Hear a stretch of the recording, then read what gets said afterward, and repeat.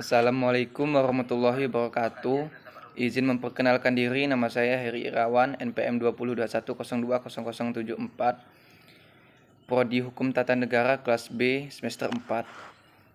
Yang terhormat Bapak Ervin Yoki Pradikta MHI selaku dosen pengampu mata kuliah Filsafat Hukum Islam. Di sini saya akan mempresentasikan materi pertemuan ketujuh yang berjudul Sumber Hukum Islam. Sumber hukum Islam yang pertama adalah Al-Quran. Al-Quran berkedudukan sebagai sumber pertama dan utama dalam hukum Islam. Kedudukan ini mengharuskan umat Islam memahami pesan-pesan yang dikandungnya untuk dilaksanakan dalam kehidupan. Hal tersebut juga diperlukan sebagai upaya mengatur perilaku manusia, baik yang berhubungan dengan manusia ataupun makhluk yang lainnya secara horizontal. Demikian pula seluruh persoalan yang berkaitan dengan hukum, meski dicari jawabannya terlebih dahulu dari petunjuk yang terkandung di dalam Al-Quran. Kemaslahatan hidup manusia di dunia dan akhirat diyakini dapat diperoleh jika manusia melandaskan pada perilaku hidup mereka pada petunjuk Al-Quran.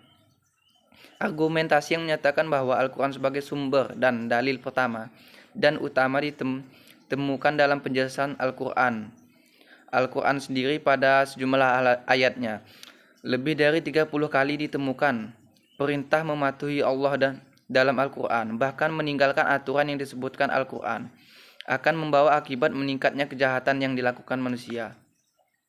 Al-Quran secara redaksional dan makna yang dikandungnya bersifat qat'i al-wujud. Maksudnya adalah lafaz Al-Quran dan pesan yang dikandungnya terjamin keautentikan dan otoritas kebenarannya.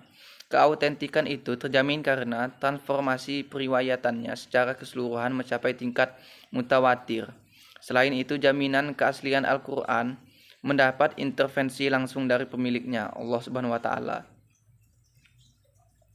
Yang kedua, Al-Sunnah. Pada uraian sebelumnya telah dijelaskan bahwa Al-Quran sebagai sumber utama dan yang paling utama dari hukum Islam yang bersifat global yang membutuhkan penjelasan secara operasional. Nabi Muhammad SAW sebagai penyampaian ajaran Al-Quran diberi otoritas oleh Tuhan untuk menjelaskan lebih lanjut apa yang telah diwahyukan kepadanya.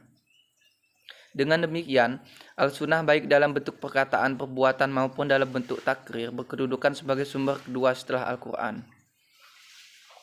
Kedudukan Al-Sunnah sebagai disebutkan di atas berdasarkan argumentasi bahwa secara normatif ditemukan ayat Al-Quran yang menyeluruh untuk taat kepada Rasul.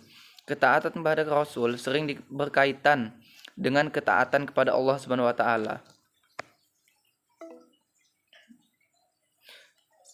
Seperti yang ditentukan pada surat An-Nisa ayat 13, artinya hukum-hukum tersebut itu adalah ketentuan-ketentuan dari Allah. Barang siapa taat kepada Allah dan Rasul-Nya, niscaya Allah memasukkannya ke dalam surga. Al-Quran sering menetapkan beriman kepada Rasul sama dengan kewajiban beriman kepada Allah Subhanahu wa Ta'ala, disebutkan dalam surat Al-A'raf ayat 158. Penegas Al-Quran juga menyebutkan bahwa perbuatan Rasul berdasarkan wahyu yang diturunkan kepadanya, seperti yang disebutkan dalam surat Al-Najm ayat 3 yang artinya, dan tidaklah diucapkannya itu Al-Quran menurut kemauan hawa nafsunya.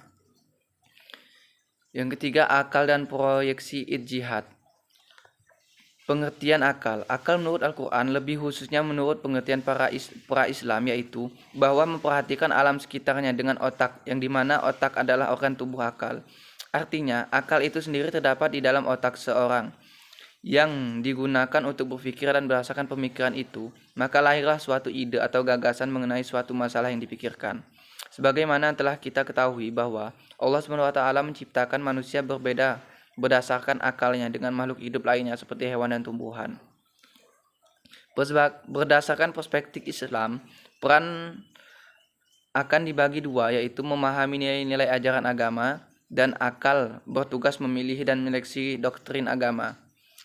Memahami nilai-nilai ajaran agama, apabila ada doktrin yang kurang jelas akan merumuskan pelaksanaannya. Adapun ketika sebuah doktrin agama memiliki nilai-nilai sosial, akal bertugas menerjemahkan dan dalam konteks kehidupan kekinian, bukan untuk mengubah doktrin, melainkan menumbuhkan pelaksana doktrin. Yang kedua, akal bertugas memilih dan menyeleksi doktrin agama. Terkadang ada doktrin agama yang temporer, madaniyah, dan doktrin agama yang selalu kontemporer, makiyah, terkait hal-hal ini akal bertugas untuk memilih kemungkinan terbaik pelaksanaannya. Selanjutnya akal dan proyeksi ijtihad. Yang B, proyeksi ijtihad. Ijtihad menurut bahasa berarti usaha yang keras dan bersungguh-sungguh, sedangkan pengertiannya dari segi istilah ijtihad adalah berusaha menetapkan hukum terhadap masalah yang belum ketetapan hukumnya dalam Al-Quran dan hadis, yang dilakukan dengan secara cermat dan pikiran yang murni serta berpedoman pada aturan penetapan hukum yang benar. Rujukan ijtihad tetap pada Al-Quran dan hadis, dalam arti bahwa penetapan hukum ijtihad tidak boleh bertentangan dengan ayat-ayat Allah Subhanahu wa taala atau ajaran Rasulullah. Orang yang berijtihad disebut mujtahid. Antara mujtahid yang satu dengan mujtahid yang lainnya dalam menetapkan perkara yang belum ada ketentuan hukumnya dalam Al-Quran mungkin akan berbeda dalam memberikan penetapan hukum. Ada pendapat yang satu benar dan yang lain menjadi salah. Hal ini akan menjadi penilaian yang mempengaruhi hukum.